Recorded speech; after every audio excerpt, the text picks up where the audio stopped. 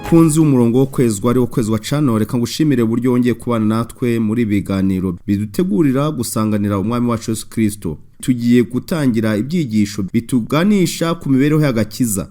Uyu munsi turibanda ku mibereho y'agakiza n'igihe cyashize. Nkwibutse ko muri biganiro wo muri kumwe ari KAYISHEMA Joel. Dusenge. Data mwiza uri mu ijuru, tugushimiye uburyo ijambo ryawe rikomeza kutwubaka mu gihe nk'iki. Udufashe kugira ngo dusobanukirwe ko kuba twaramenye izina ryawe, tukamenya ukuri kw'ijambo ryawe bitavanyeho yuko dukomeza kubakwa buri munsi, ahubwo dukomeze nyagasani gushaka ibituma dukomera muntu bwawe, twiga ijambo ryawe tubyitayeho kandi duhanga amaso kuri Kristo we banze ryo kwizera. Data, ibyo ushaka biho turakwihaye, utubere umwigisha, unkurikiye wese umuhana umugisha nanjye, kandi twese mwa Imana iherezo tuzibone mu bwami bwawe. Ibyo ushaka bibeho n'iteka ryose mu izina rya Yesu. Amen.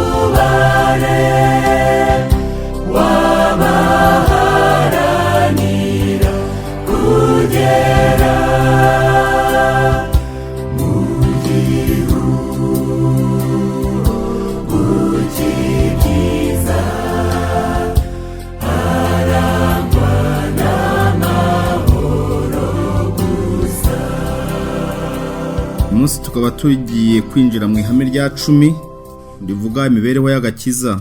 Kubw'urukundo rwayo rutagira iherezo n'imbabazi zayo, Imana yahinduye Kristo we utarigeze akora icyaha aba icyaha ku bwacu, kugira ngo binyuze muri we duhinduke abantu b'intungane b'Imana.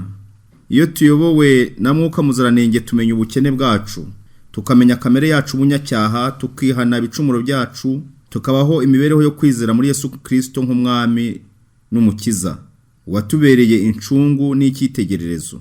Uko kwizera kuduhesha agakiza gaturuka ku mbaraga mvajuru y'ijambo ry'Imana, kandi ni impano y'ubuntu bw'Imana. Binyuze muri Kristo turatsindishirizwa, tukagirwa abahungu n'abakobwa b'Imana, tukabaturwa mu bubata bw'icyaha. Ku bwa Mwuka Wera tubyarwa ubwa kabiri tukezwa. Mwuka Muziranenge arema bundi bushya intekerezo zacu, akandika itegeko ry'urukundo mu mitima yacu, maze akaduha imbaraga yo kubaho imibereho izira inenge. Iyo tugumye muri we duhinduka abasangiye kamere mvajuru, tukagira ibyiringiro by'agakiza kuri ubu ndetse no mu gihe cy'urubanza. Mu binyejana byashize umushumba w'iherimasi yarose inzozi z'umukecuru warugeze mu zabukuru, kandi umubiri we ukaba wari warazanye iminkanyari. Mwese mwagiye mubona abantu bakuze uko bigenda, kubera ko imyaka uko igendiza n'umubiri ugenda utakaza ubushobozi bwawo. Wari itoto ukabona rahindutse, ndetse bikageza n'igihe uruhu rutangira kwikunja cyangwa se ukabona umuntu azanye iminkanyari. Mu nzu rero uwo mupasitoro yabonaga uwo mukecuru agenda ahinduka uko igihe cyahitaga, kandi n'ubwo umubiri we wakomezaga kugaragaza gusaza ndetse agakomeza no kugira imvi, ariko mu maso ye hagaragaraga nk'aho umukobwa w'umwangavu. Hanyuma yaje kugera ubwo ahindutse umwari ukiri mutoya. Ibi ni inzozi uwo bahuye mu nzira, ahubwo nibyo yabonaga. Uwitwa T.F. Torrance ageranya uwo mugore nk'itorero. Abakristo barangwa n'imibereho ihinduka, nuvuga ngo nibwo buzima bwabo nuko babaho, nubwo ashobora kuba yaba amaze imyaka n'imyaniko cyangwa se itorero rikaba rimaze imyaka runaka. Kubwo kubana na Kristo no gusa nawe, abantu bagomba kugenda barushaho kugira itoto mu by'umwuka. Iyo mwuka muziranenge ari muri bo, batangira kugenda bahinduka buhoro buhoro, ndetse bakaba bagera kuri rwa rugero uyu mupasiteri nk'uko yabashe kubibona mu nzozi.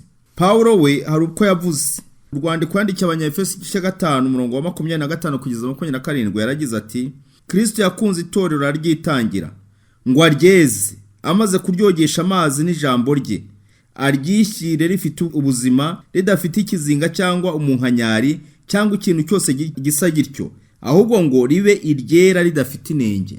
Ntabwo Kristo yishimira itorero rigaragaramo ibicumuro cyangwa se bibi, ahubwo ashaka ko itorero abagize umuryango w'Imana. Iyo bavuga itorero nuvuga ngo ecclesia ni abantu bahamagawe baturuka impande zitandukanye, bahamagarwa kugira ngo babe abantu b'umwihariko bahesha Imana icyubahiro, cyangwa se abantu berereza izina ryayo, bamamaza ishimwe ryayo. Uko kwezwa niwo mugambi w'itorero.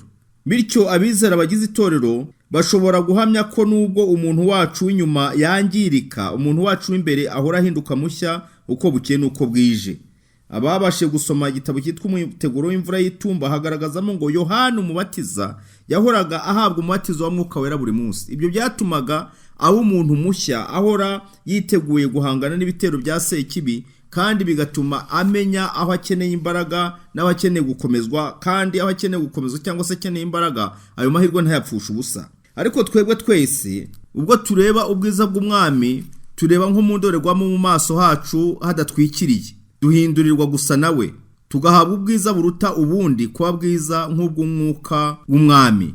Ni ukuvuga ngo abantu b'Imana bagenda bahabwa ubwiza buruseho. Uru rugendo rwo kujya mu bwami bw'Imana twarugeranya no kugenda uzamuka kuri esikariye cyangwa se ku ngazi. Iyo wamaze gutera intambwe ukava hasi, ugenda uzamuka ujya hejuru, kandi intambwe imwe wateye niyo iguha imbaraga zo gutera n'indi ikurikiyeho. Nuko rero abantu b'Imana bamera.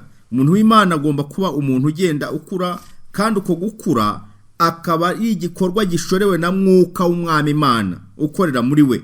Ibi tubibona mu rwandiko rwa kabiri rwandikiye Abanyakorinto igice cya 3 umurongo wa 18. Uko guhinduka kugereranya uguhinduka kwabayeho ku munsi wa Pentekote, ariko kukabera mu mutima w'umwizera. Uyu Mwuka Wera gereranywa n'imvura y'umuhindo igomba gukomeza gukora umurimo wayo ikameza imyaka, kugeza igihe itorero rizahabwa imvura igereranywa n'imvura y'itumba, ari wo Mwuka Wera ugomba kubashisha bizera ko bazaba bahanganye n'ikimenyetso cy'inyamaswa ndetse n'igishushanyo cyayo, bahanganye n'ikinyoma cyamaze kwimikwa kizaba cyamaze guhabwa intebe, gisimbura amategeko y'Imana, imyizerere y'imihimbano idahuje n'ukuri kw'ijambo ry'Imana. Igihe abana b'Imana bagomba gushikama bagaragaza ikimenyetso cy'Imana ihoraho, isabato yera, bakagaragaza ko ariyo ibereho kugira ngo igaragaze itandukano ry'abubaha Imana n'abatayubaha. Aha rero ni ukuvuga ngo mwuka w'imvura y'itumba azasukwa ku bwoko bw'Imana kugira ngo bakomeze, kuko bazaba bagomba guca mu bihe by'akaga gakomeye gashishana. Ndetse muri iki gihe usanga benshi bikanga bati igihe ikimenyetso cyarageze, ariko mu by'ukuri tugomba kuba maso. Umwuka wasutswe ku gihe cya Pentekote ni wo gufasha abizera kugira ngo atsinde imitima yabo, abereke iby'ukuri, abereke umurongo bagomba kujyamo, uburyo bagomba kugenderamo, ariko bitegura imvura y'itumba. Bibiliya rero igaragaza ko imibereho yabo bizera bagomba kugenda bahinduka, kikaba igikorwa cya buri munsi. Mwuka Wera yarakoze, arakora, agenda ahindura ubuzima bw'umwizera, kandi akomeza gukora no mu bihe bizaza. Ntabwo umurimo wa Mwuka Wera ari umurimo w'umunsi umwe ngo birangire. Gusobanukirwa rero n'ibyo bintu uko ari bitatu bituma umuntu arushaho gusobanukirwa neza n'ibijyanye no gutsindishirizwa no kwezwa. Kuba twaratsindishirijwe na Yesu Kristo cyangwa se yaraje akaducungura, ntabwo bivana yuko tugomba kuba abantu bezwa. Kuba waruhagiwe ntabwo bivuga yuko utazongera koga cyangwa se kuhagirwa, ahubwo nuvuga ngo urushaho kurinda ya bwiza ufite, kwa kwiyuhagira kwawe, kwa kumesa imyenda kwawe, ari byo bigeranya kugira imibereho iboneye y'abana b'Imana. Ntabwo ari igikorwa kiba rimwe ngo bibe birangiye, ahubwo ni igikorwa gihora gitunganywa uko bwije n'uko bukeye. Bityo rero niyo mpamvu iki gice kigiye kwibanda kuri ibi bintu ko ari bitatu bivuga ku gakiza nk'igikorwa cyamaze kuba mu gihe cyahise, igikorwa kigenda kibona none muri iki gihe cya none, kandi kikaba n'igikorwa kizakomeza kuba mu bihe bizaza. Nuvuga ngo agakiza k'umuntu w'Imana ni igikorwa cyabaye, kiri gukorwa ubu kandi kizakomeza.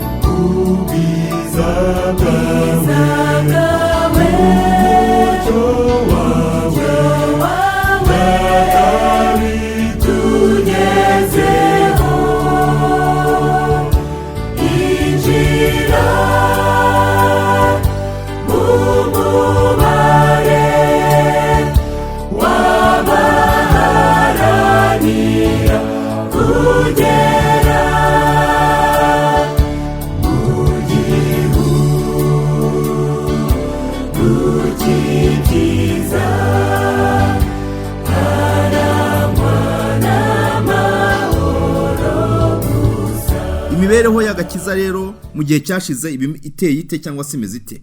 Kumenya Imana, urukundo rwayo n'ubugwaneza bwayo ntibihagije, kuko ibyo ngibyo n'abadayimoni barabizi, na Satani ubwo arabizi, azi ko Imana igira neza, azi ko Imana ari urukundo, ndetse Satani nawe ubwo azi ko udakunda atazi Imana, kuko Imana ari urukundo. Kugerageza kwigira mwiza udakoreshejwe na Kristo, amaherezo yabyo ni ugutsindwa. Ahubwo abantu bagerageza gusa naho bagura agakiza, ariko agakiza ntikagurwa, agakiza gatangirwa ubuntu. Imibereho yo kwakira agakiza kakagera no mu mutima imbere bituruka gusa ku Mana yonyine. Avuga iby'imibereho y'agakiza, Yesu yaravuze ati umuntu utabyawe ubwa kabiri ntabasha kubona ubwami bw'Imana. Kubyarwa ubwa kabiri ngo ni igikorwa gikorwa n'Imana, mwuka y'Imana agakorera mu mutima w'umuntu, umuntu agahinduka icyaremwe gishya. Umuntu abasha kubona agakiza binyuze gusa muri Yesu Kristo, kuko ari nta rindi zana munsi y'ijuru tujyahawe abantu dukwiriye gukirizwamo uretse bya Yesu, nk'uko tubona mu byakozwe n'intumwa igice cya 4 umurongo wa 12. Yesu rero aravuga ati nijye nzira, ukuri n'ubugingo, ntawe ujya kwa data ntamujyanye. Tubibona muri Yohana igice cya 14 umurongo wa 6. None se abashaka kujya mu ijuru cyangwa se abashaka kujya mu bwami bw'Imana banyuze ku bandi bizagenda biti? Ntabwo Kristo yigeze avuga ko kujya mu ijuru abantu bazajyanwa na Petero. Ntiyigeze avuga yuko ari Mariya, ntiyigeze avuga yuko ari Pawulo, nta nubwo yigeze avuga yuko ari umuntu uzaza, yaba umushumba w'idini cyangwa se umuyobozi w'itorero. Ntabwo yigeze avuga ko hari umuntu uzaboneka, yewe nta nubwo yavuze ngo ni Yohana Umubatiza, ntiyigeze avuga ko ari Eliya. Aravuga ngo nijye nzira, ukuri n'ubugingo, ntawe ujya kwa data ntamujyanye. Abashakisha abandi bishingikizaho bumva ko ari bo babasha kubahesha ubugingo boraho, bararushywa n'ubusa rwose, baruhiye ubusa, ahubwo bakwekurira bakaboroga kuko bataye igihe. Imibereho yo kwakira agakiza ikubiyemo kwihana. Ntabwo ari ukwihana gusa, kwihana kukajyana no kwatura ibyaha. Iki nicyo gikorwa cyakorwaga n'abantu basangaga Yohana kuri Yorodani.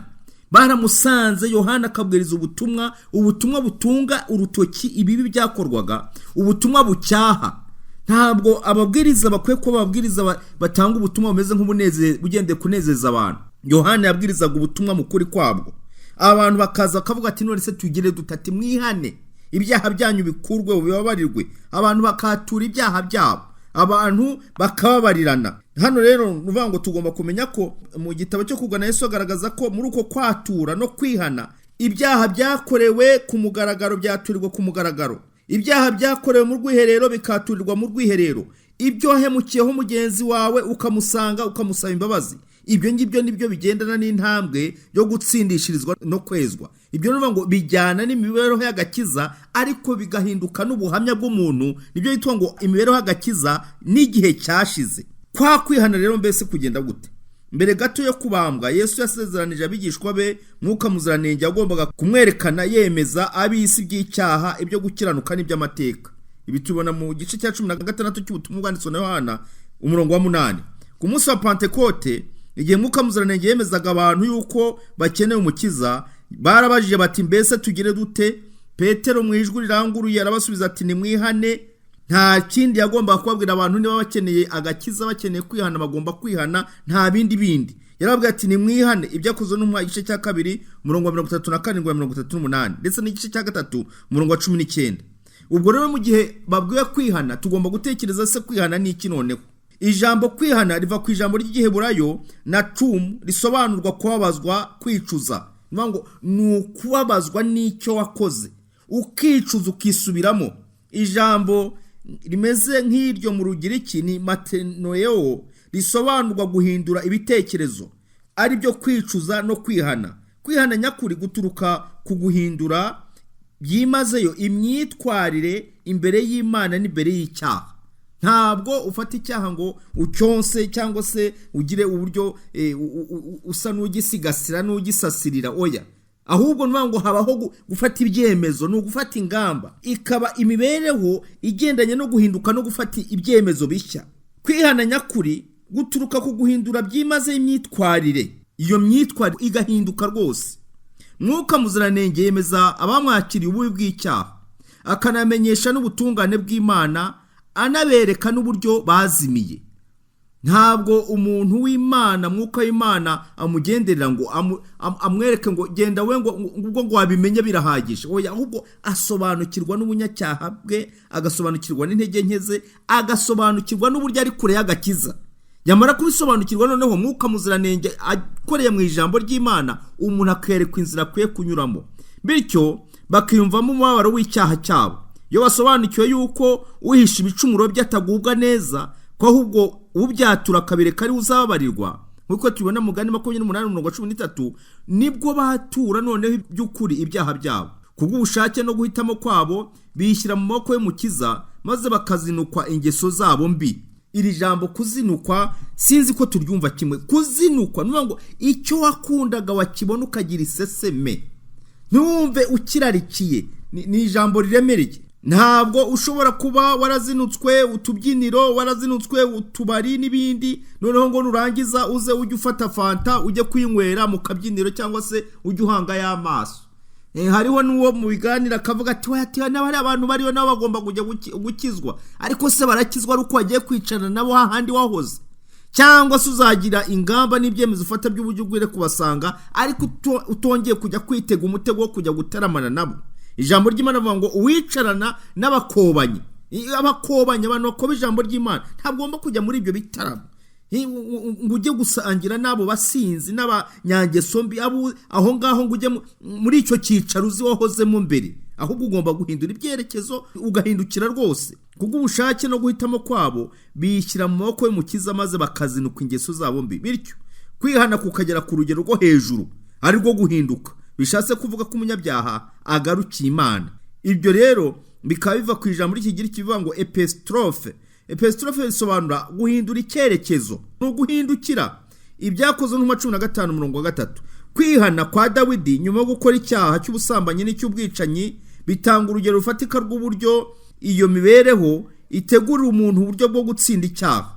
Amaze kwemezwa na Mwuka Muziranenge, yanze icyaha cye urunuka kandi kiranamubabaza, agira inyota yo gutungana, maze aravuga ati kuko nzi ibicumuro byanjye, ibyaha byanjye biri imbere yanjye iteka. Ni wowe ubwawe nacumuyeho, nakoze icyangwa n'amaso yawe. Mana umbabarire kubw'imbabazi zawe nyinshi, usibanganye ibicumuro byanjye. Mana undememo umutima wera, unsubizemo umutima ukomeye. Ibi ngibi ni Dawidi yavugaga muri Zaburi ya 51 arimo agaragaza uburyo akeneye umukiza, akeneye Imana, ariko amaze gusobanukirwa n'intege nke n'ubunyacyaha bwe, maze aravuga ati Imana undeme umutima mushya. Imibereho ya Dawidi yakurikiyeho yerekana ko Imana itabarira ibyaha gusa, ahubwo ko ihindura n'imico yacu. Amen. Ntabwo Imana ibabarira ibyaha gusa, ahubwo ihindura n'imico yacu. Nubwo kwihana kubanziriza kwabarirwa, ibyo ntibihamiriza umunyabyaha ko afite imigisha y'Imana. Mu by'ukuri umunyabyaha ntashobora kwiteramo kwihana, ahubwo ni impano y'Imana. Ntabwo ari ibyo umuntu yihingamo, si ibyo umuntu yiteramo, ahubwo ni impano mvajuru. Mwuka Muziranenge arehereza umunyabyaha kuri Kristo kugira ngo yihane, yicuza ibyaha bye abivanye ku mutima ubabajwe n'icyaha. Ntabwo ari ukwihana nka kumwe tubona kwagaragaye kuri Yuda, kwari ukwihana k'ubwoba, kwihana kwa Baramu. Ntabwo kwari ukwihana k'ukuri, ahubwo kwari ukwihana k'ubwoba. Niyo mpamvu mwe nibyo bitabasha kumara kabiri. Igitera kwihana ni iki noneho? Yesu yaravuze ati nimanikwa hejuru y'isi nzireherezaho abantu bose. Wamaze guhanga amaso Yesu, wamaze kumwitegereza, wamaze kumenya wamwitangiye, uwo nguwo niwe ubasha kumenya impamvu nyakuri itera kwihana kwe. Ibi tubibona muri Yohana igice cya 12 umurongo wa 32. Iyo tumaze kumva ko urupfu rwa Kristo rudutsindishiriza, rukadukiza gucirwaho iteka ryo gupfa, imitima yacu ntibasha kubyirengagiza ngo ikomeze yiturize. Ngo Yesu yarabirangije, ngo none se ngo ntibyakozwe nyine. We ntabwo tuza. Birahagije kwishyira mu mwanya uwaciriwe urubanza rwo gupfa mu gihe ategereje ishyirwa mu bikorwa ry'itegeko, maze ku munota wa nyuma akumva ngo arababariwe. Tekereza nk'umuntu hari itegeko rivuga ngo agomba kunyongwa, agomba gupfa, ndetse bigeza n'igihe muri we atangira gutekereza n'ikintu yakora akakibura, kuko hari n'igihe atabona amahirwe yo kuba yabwira umuryango we ijambo rya nyuma. Ariko tekereza wa muntu urindiye umunsi wo kunyongwa, byageza ku munota wa nyuma bati rwose urababariwe. Muri Kristo umunyabyaha wihanye ntabwo ababarirwa gusa, ahubwo abarwa nk'utarigeze gukora icyaha. Amen. Ntabwo umuntu ababarirwa gusa, ahubwo abarwa nk'utarigeze gukora icyaha, akagirwa umukiranutsi. Ibi rero nibyo tugomba kumenya, ko igihe cyose Satani aje kukwibutsa bya bindi wakoze kera utaramara kumenya Kristo, ukwiye kumubwira uti mva imbere Satani, narababariwe rwose, ukamucyaha mu izina rya Yesu. Byarabaye koko, ariko narababariwe kandi ndi umwana w'Imana. Ntabwo abakwiriye ubuntu nk'ubwo ntiyanabwihesha, nk'uko Pawulo abigaragaza. Tukiri abanyabyaha, abanyantege nke ndetse n'abanzi b'Imana, Kristo yaradupfiriye. Nta kintu gishobora kunyura umutima w'umuntu nko kureba urwo rukundo rubabarira rwa Kristo. Iyo abanyabyaha bitegereje urwo rukundo rutarondoreka rw'Imana rwagaragariye ku musaraba, bumva imbaraga ikomeye ibakoreramo ikabatera kwihana. Mu yandi magambo, kugira neza kw'Imana niko kuturehereza kwihana. Gutsindishirizwa rero, umuntu w'Imana iyo yamaze kumenya urukundo rwa Kristo, akamenya icyo Kristo yamukoreye, abaho imibereho inesha, kandi akabaho imibereho ishingiye ku kwihana nyakuri guturutse ku gikorwa Kristo yamukoreye. Mu rukundo rutagira iherezo no mu muntu bwe, Kristo utarigeze kumenya icyaha Imana yamuhinduye kuba icyaha ku bwacu, kugira ngo muri we duhinduke gukiranuka kw'Imana binyuze muri kwizera Yesu. Umutima w'umuntu wuzurwa na Mwuka Muziranenge kubwo kwizera. Binyuze muri uko kwizera rero, iyo mpano tuyihererwa ubuntu n'Imana, ntabwo ari ikiguzi, ntabwo ari amafaranga. Abanyabyaha bihannye baratsindishirizwa. Ijambo gutsindishirizwa ari ryo jambo mu Kigiriki rivuga dikayoma, ari byo bivuze ibisabwa n'ubutungane cyangwa gukiranuka, gushyirwa kuri gahunda isabwa n'amategeko, cyangwa se kugirwa umwere kubw'umwanzuro w'ubutabera. Icyo ni igikorwa cyo gukiranuka. Hamwe n'ijambo dikayosis risobanura gutsindishirizwa cyangwa se guhora, kuriha. Inshinga iyikomokaho ni dikayo, isobanura gutangazwa kandi ugafatwa nk'umwere. Gutsindishirizwa, guhabwa umudendezo, kwezwa, kuburanira, guhorera, guca urubanza. Yose ayo magambo arushaho gutanga ubusobanuro kuri iryo jambo. Muri rusange, ijambo gutsindishirizwa nk'uko rikoreshwa mu iyobokamana rivuga igikorwa cy'Imana cyo kugira umunyabyaha wihannye umukiranutsi, cyangwa ikamureba nk'umukiranutsi. Gutsindishirizwa ni ikinyuranyo cyo gucirwaho iteka. nk'uko tubona mu Baroma igice cya 5 umurongo wa 16. Urufatiro rw'uko gutsindishirizwa si ukumvira kwacu, ahubwo ni ukumvira kwa Kristo. Kuko abahawe ubuntu busesekaye n'impano yo gukiranuka bazarushaho kwimikanwa ubugingo n'umwe ari we Yesu Kristo.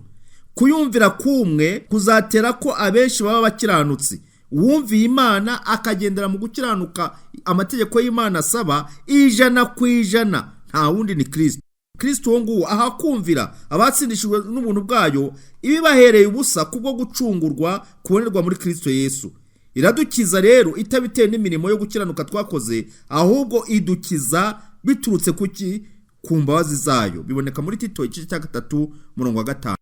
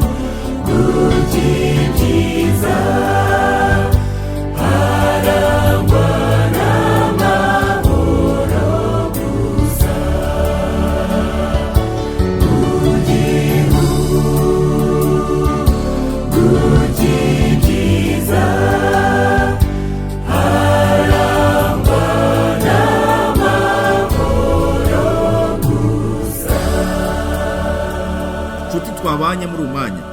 Imana idufashe kugira ngo tumenye ko imibereho y'agakiza n'igihe cyahise umuntu w'Imana agomba kugira kwihana, kandi dusobanukiye kwihana icyo ari cyo, ndetse n'igitera kwihana tumenye ko gusobanukirwa nicyo Kristo yadukoreye, ariko noneho bikagenda byose bigusha kuki? Kugutsindishirizwa. Umutima ukurega ikibi ukavaho, ahubwo ugasigara ushima Imana, ushimira Uwiteka intambwe yaguteje, kandi ku iyo ntambwe utayiteye ku bwawe, ari Mwuka Wera akoze umurimo we, ariko byose bikaba bituruka ku gitambo cy'Ikaruvari. Imana ibitubashishe bye ku ibyo twihinga mu bwacu, ahubwo bigikorwa gikorwa na Mwuka Wera. Ku iherezo tuzashime Imana turangije uru rugendo tubyina intsinzi. Nibyo mbasabira nanjye nisabira mu izina rya Yesu.